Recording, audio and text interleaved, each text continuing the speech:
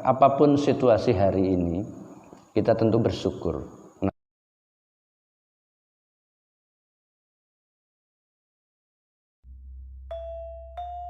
Bismillahirrahmanirrahim.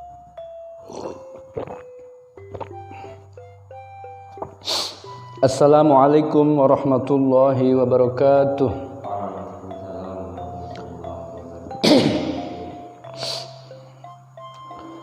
Alhamdulillahirabbil alamin. Alhamdulillah wassalatu wassalamu ala Rasulillah wa ala alihi wa sahbihi wa mawalah. Min yaumina hadza ila yaumin nahdu amma ba'du.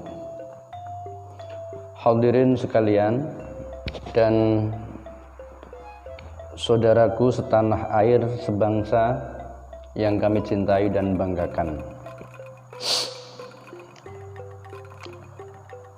Pada kesempatan malam hari ini kita bertemu kembali di saat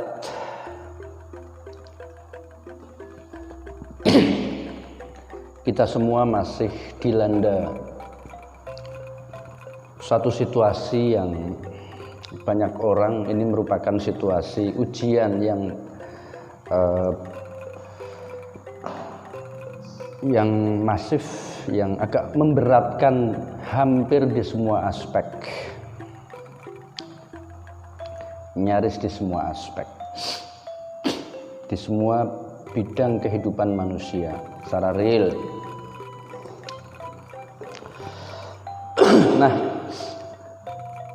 sebelumnya saya tetap mengajak semuanya, saudara-saudaraku sekalian, untuk tetap bersyukur kehadirat Allah Subhanahu wa Ta'ala dalam situasi apapun, karena kita sebagai manusia, sebagai hamba Allah itu hanya bisa berikhtiar, dan apapun situasinya kita tidak bisa memahami bahwa maksud dan tujuan Allah membuat situasi apapun. Saya yakin, kita semua yakin pasti ada hikmahnya. Bahkan ada suatu hadis, idza ahabballahu 'abdah ibtalahu. Jika Allah itu cinta terhadap hambanya, maka Allah justru akan menguji hamba tersebut. Nah, barangkali dari hadis tersebut kita memahami bahwa apapun yang menjadi bentuk ujian yang sedang kita alami bersama sebagai individu, sebagai masyarakat, bahkan sebagai masyarakat yang besar di dunia ini, kita husnudzon sama Allah Subhanahu wa Ta'ala bahwa Tuhan sedang mencintai kita semua, sehingga kita sedang diuji dengan harapannya nanti hikmahnya, dengan ujian itu kita akan semakin kokoh, semakin beriman, dan semakin dewasa di dalam menyikapi sunatullah tersebut. Nah, terlebih kita sebagai bangsa hari ini, kita masuk dalam momentum bersejarah yang sangat penting, yakni kita masuk dalam momen ke-60 ke-76 perayaan atau peringatan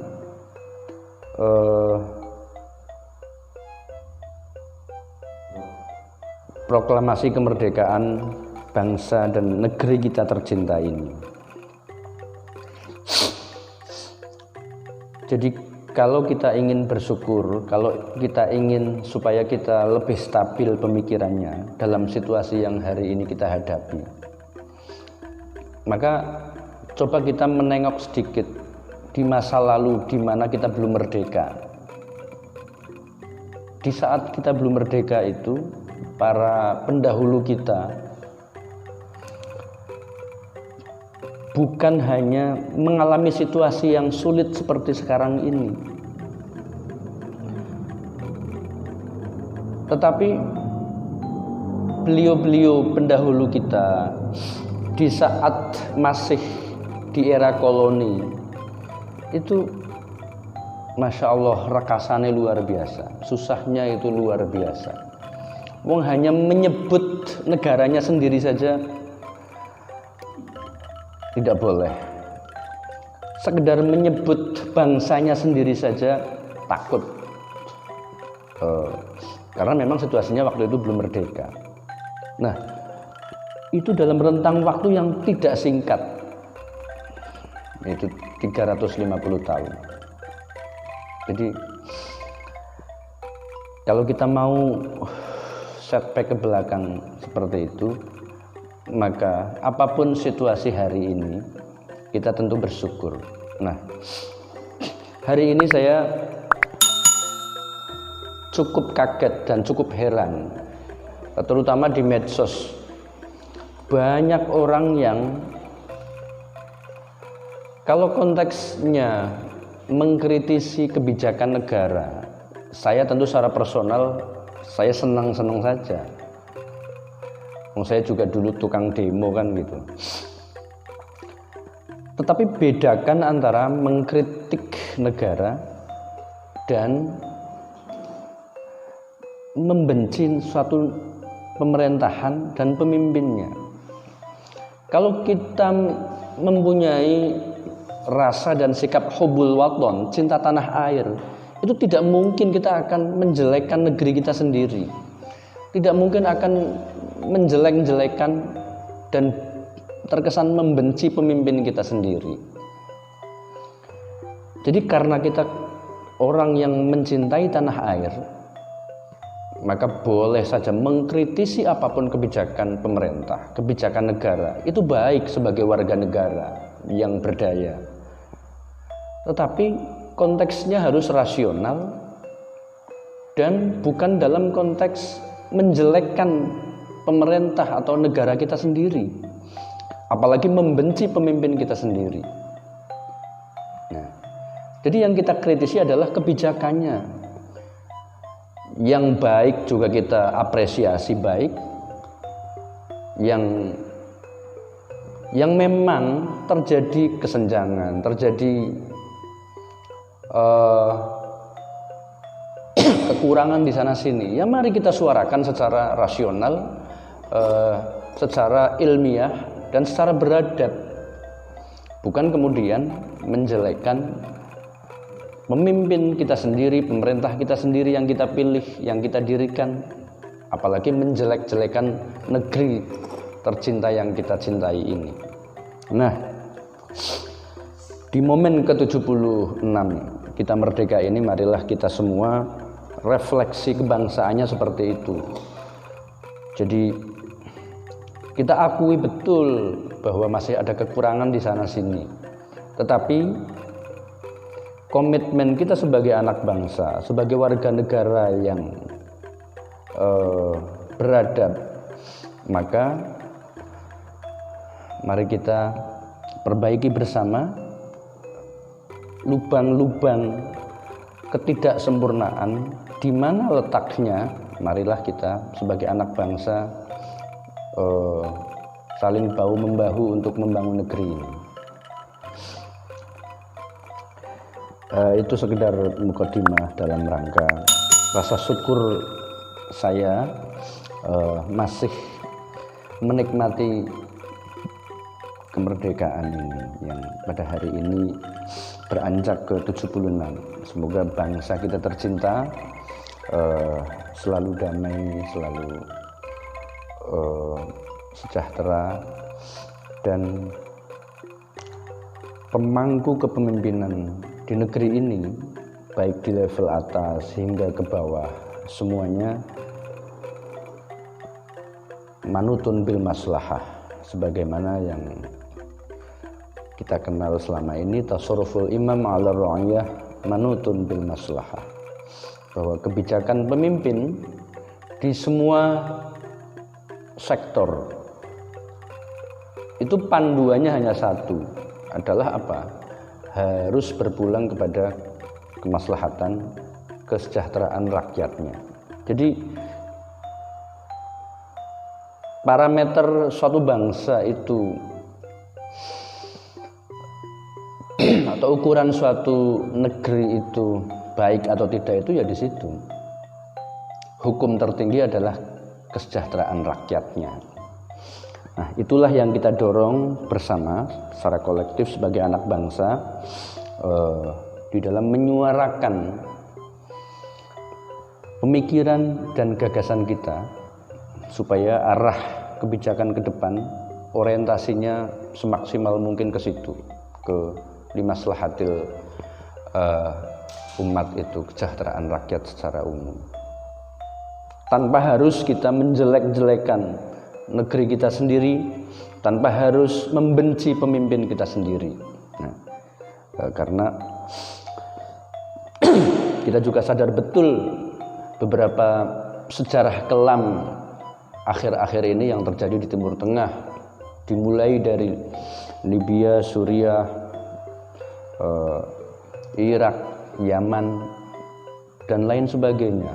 Mereka semua terperosok jauh, bukan memperbaiki kondisi bangsanya, tetapi justru menghancurkan bangsanya sendiri. Nah, potret seperti itu jangan sampai terjadi di negeri kita ini.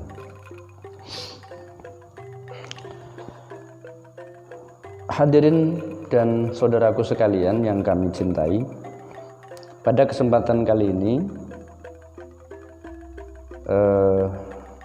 sebagai bagian dari mandat kita sebagai anak bangsa di dalam mengisi ruang kemerdekaan bangsa ini adalah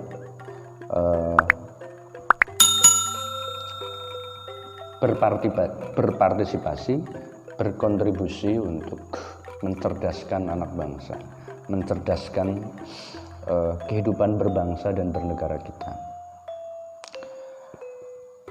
Pada kesempatan kali ini saya ingin melanjutkan sedikit pembahasan tentang konteksnya masih urgensi ilmu itu sendiri. Bismillahirrahmanirrahim. Al-babus sani utawi bab kang kaping pindho iku fi adabil muta'allimi ing dalem nerangaken tata kramane muta'allim belajar, fi nafsihi ing dalem awak dheweke muta'allim, wa fihi lan iku tetep kaduwe adabul muta'allim asyratu anwa'in utawi 10 pira-pira werna minal adabi saking pira-pira adab tata krama. Setelah kemarin kita membahas landasan teologis terkait dengan urgensi ilmu dan akhlak, urgensi antara relasi ilmu dan akhlak, pada malam hari ini kita akan membahas masalah adabil muta'allim, etikanya orang yang dalam posisi sebagai murid, sebagai anak didik. Nah, di kitabnya Mbah Hashim ini disebutkan ada 10 macam adab yang harus diperhatikan oleh siapapun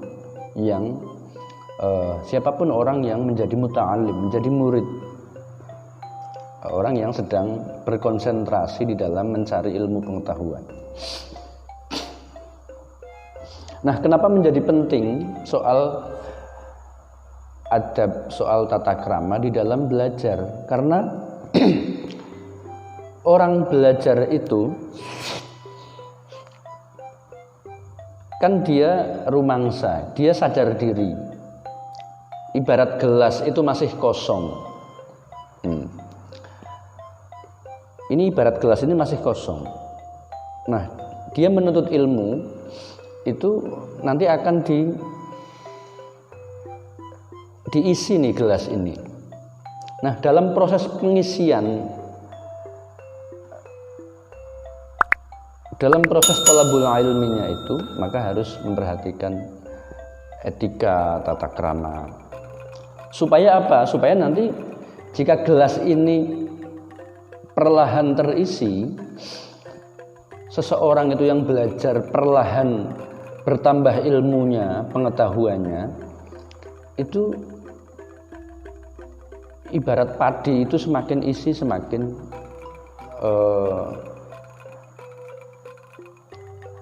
semakin menunduk. Semakin isi semakin menunduk. Bukan semakin isi tidak menunduk, itu tandanya padi yang tidak bisa dipanen. Nah, demikian juga orang berilmu semakin menunduk, semakin tawaduk, semakin beretika, semakin berakhlak, itu berarti dia bisa dipanen. Nah, makanya Mbah Hasyim itu memberikan penekanan siapapun yang mempunyai maksud untuk thalabul ilmi, maka harus memperhatikan beberapa adab yang harus ia laksanakan dalam proses di mana ia belajar. Supaya apa? Supaya nantinya ilmu yang ia peroleh bermanfaat, barokah, juga bisa dipanen untuk kemaslahatan masyarakat pada umumnya.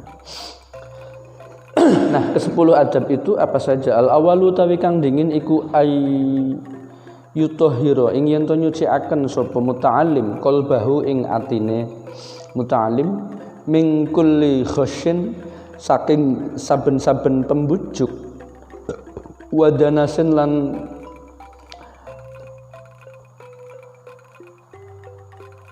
nyucikaken saking perkara kang kotor, wa khillin lan saking unek-unek ala, wa hasadin lan drengki, wa su'i aqidatin lan alane akidah, wa su'i khuluqin lan alane pakerti. Pertama itu harus ada komitmen yang dijalankan oleh seorang muta'alim, seorang murid, seorang mahasiswa, seorang santri di dalam memulai belajar itu sudah harus membersihkan motivasinya. Motivasi itu berarti apa yang ada di hati kita. Supaya apa? Supaya tidak ada motivasi yang jelek, niat yang tidak baik, supaya tidak ada kotoran, supaya tidak ada unek-unek ya. Supaya hatinya itu tulus, apalagi mempunyai hasad. Juga soal akidah juga harus diluruskan. Terakhir, dibersihkan dari su'i khulqin, pakerti yang tidak baik. Supaya palias luha, supaya bagus sapa muta'alim bidzalika kelawan mengkono-mengkono menjaga hatiku liqabulil ilmi maring nerima ilmu. Kalau hatinya sudah bersih dari semua itu, semua kotoran tadi, maka dia akan mampu menerima ilmu dengan mudah. Wa hifdhihi lan ngapalaken ilmu wal itla'i lan ningali ala daqaiqi ma'anihi ingatase lembut-lembute maknane ilmu. Wal fahmi lan faham li khawamidihi maring pira-pira perkara kang samar. Nah, dengan kita diawali membersihkan motivasi hati kita dari hal-hal yang tidak baik tadi, maka potensinya lebih besar di dalam kita mudah untuk menerima ilmu, menghafal, kemudian mampu melihat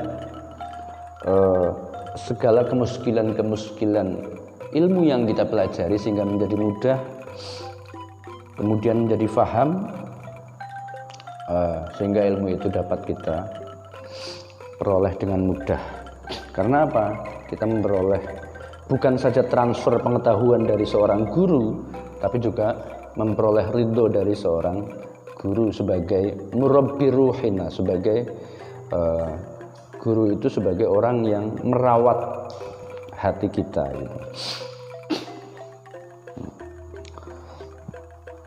Asanu ta kaping pindhone iku ayyuh sina ing yen to bagusaken sapa muta'allim anniyata ing niat fi talabil ilmi ing dalem murih ngilmu. Yang kedua, murid tersebut harus memperbaiki niatnya. Jadi tidak boleh mencari ilmu itu niatnya tidak boleh sembarangan. Saya mencari ilmu supaya jadi PNS, supaya jadi pejabat, supaya jadi pedagang, supaya ya cita-cita seperti itu boleh. Tetapi di dalam mencari ilmu awalnya itu tidak boleh neko-neko. Betul-betul harus niat mencari ridho Tuhan, ridho Allah semata. Makanya Mbah Hasyim meletakkan adab yang kedua, ayyuhsinan niyata fi talabil ilmi. Seorang murid harus memperbaiki niat di dalam mencari ilmu. Bi ayyak sejak lawan yen to nejo sapa muta'allim bihi kelawan talabil ilmi niku nejo wajhallahi ing murih ridhone Allah azza wa jalla. Wal amalan niat kanggo ngamalaken bihi kelawan ngilmune wa ihya asy-syari'ati lan krana kanggo ngurip-urip saringate Gusti Allah. Wa tanwira qalbihi lan niat nggo nerangi, nggo madangi atine muta'allim. Wa tahliyata batinihi lan maes-maesi batine muta'allim wa taqarrub lan memerek minallahi saking maring Allah taala. Jadi itu niatnya harus itu. Wala yaqsidan lan ora kena nejo sapa muta'allim bihi kelawan talabul ilmine al ikhrada ing sejo ad-dunyawiyata kang bangsa duniawi min tahsilir riyasati saking ngasilaken dadi pemimpin misalkan dadi pejabat wal jahlan pangkat wal malan bondo wa mubahatil akhron lan ngungguli piro-piro konco wa ta'ziman nas lan ngegungaken menungso lahu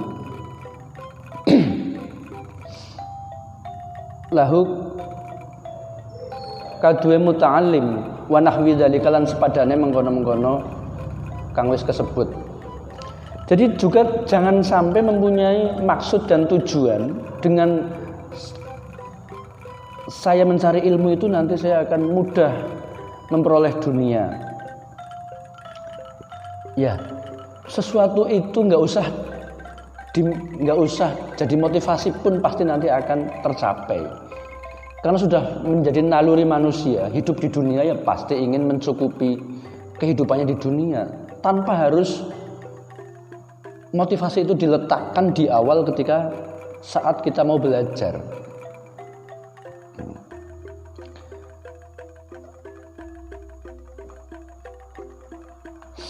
Apalagi motivasinya dengan saya banyak ilmunya nanti bisa menjadi penguasa,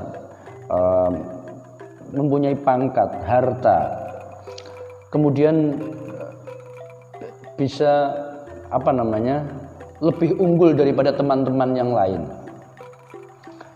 kemudian menjadi tersohor di antara manusia yang lain. Nah, semuanya itu harus dihindari. Jangan sampai masuk dalam motivasi kita di dalam memulai kita membangun pondasi ilmu pengetahuan. Itu yang saya sampaikan dulu di awal pada kesempatan malam hari ini. Nanti akan kita lanjutkan.